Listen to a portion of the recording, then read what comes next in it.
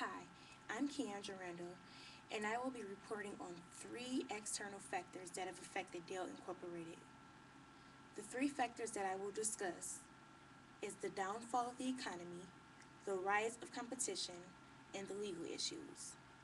In providing you with these three factors, I will further elaborate on them all so that you'll fully understand.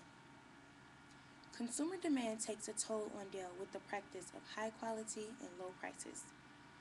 Dell Incorporated has always been known for the quality of their products at such low prices, and to this day, many people still prefer Dell because they are considered to be more economical. Due to the fact that Dell had been selling its products at such low prices, they began to see a loss because they were still paying full price for the raw material. This affected Dell's gross margin of profit. One issue that altered consumer demand is the fact that customers wanted to be able to hold and test the product before the actual purchase. This resulted in a problem because prior to 2007, Dell had only sold via the World Wide Web or over the phone. This way of selling wasn't a big deal when it came to the big corporations because more than likely they had already been customers of Dell and many times only wanted to reorder or upgrade different products. But what about the average day customers like you and I that may have a tendency to be kind of picky? It wasn't until mid-2007 that Dell jumped on the bandwagon with competitors Acer and HP and began to sell at retail stores. Now that Dell was selling at Best Buy and Walmart, they began to see an increase in sales, but they still had not made it back to number one. Another factor that affected sales is the rise of competition. In the field of business, competition can either be an asset that helps a company flourish, or it can be a liability that leads to the downfall of that same company. In Dell's case, competitors HP and Acer swayed Dell's focus from being solely business to both business and consumer. That's a great thing in Dell's case. Hewlett-Packard, Dell's most fierce competitor, surpassed Dell as number one PC maker with their notebooks and smart marketing strategies. Both HP and Acer gained their advantage over Dell by selling at retail stores, as mentioned before. IBM, another one of Dell's competitors, leads over Dell as number one corporate system server. Not only does Dell fall behind IBM in the sales of corporate system servers, but also the number of people employed. IBM has more than 4 times the number of employees as that of Dell. With so many people employed, they have a bigger fan base. Not only are the employees more likely to buy IBM brand, but so are those friends and family of those same employees. With such a larger audience, IBM is allowed to sell at a cheaper rate because they're going to make a profit regardless. The third and final factor that I will discuss that affected Dell's image are the legal issues. Dell's legal issues are not just limited to lawsuits. They've experienced some accounting errors as well. Dell has faced quite a few lawsuits, one big one being the case of Cuomo versus Dell. In this case, Dell Incorporated and Dell's financial services faced charges of fraud, false advertising, and deceptive business practices.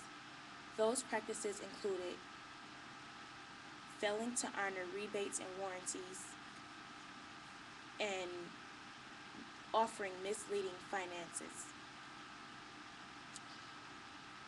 New York Attorney General Andrew Cuomo filed suit against Dell and their financial services, accusing them of bait and switch, saying that Dell Incorporated had lured customers in by promising 0% financing, but later on offering credit lines of up to 20%. One case in particular is when customer Paul Reisner, a computer programmer, had great credit history until a Dell associate guaranteed him that he qualified for the Dell Preferred account, which offered 0% financing, which it entailed 0% financing and interest.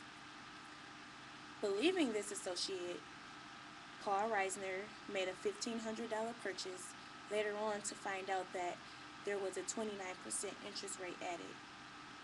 If Mr. Reisner would have used his regular credit card, his interest would have been no more than 8%. Some more specific charges that Dell faced were using defective refurbished parts or computers to fix customers' products and failing to provide services in a timely manner to those customers that purchased the expedited service. Aside from the lawsuit, Dell was brought up on accounting errors. In 2005, the Security and Exchange Commission questioned Dell's revenues, but it wasn't until 2007 that the investigation began unfolding the accounting errors and the misconduct. Dell had been receiving money from Intel to not use Intel's rival advanced microchips CPUs. Instead of Dell putting this in a separate account, they put this towards their sales because Dell had failed to meet or exceed consensus analysis earnings per share for the fiscal year 2005 all the way to 2006. So Dell used the money from Intel to cover this up. Due to this, Dell was forced to pay a penalty of $100 million, not including Roland's, Dell, or Schneider's, not including their excess payment that they had to pay. Roland's and Dell was forced to pay a $4 million penalty and Schneider a $3 million penalty. Chairman and CEO Michael Dell and former CEO Kevin Rowlands were being charged for their, I guess you can say, for their role in failing to report these earnings, and former CFO James Schneider was being charged for violation and improper accounting. Aside from these accounting errors and lawsuits, Dell has begun to move forward. Hopefully, we're praying that one day they will make it back to the #1 PC maker in America. Thank you.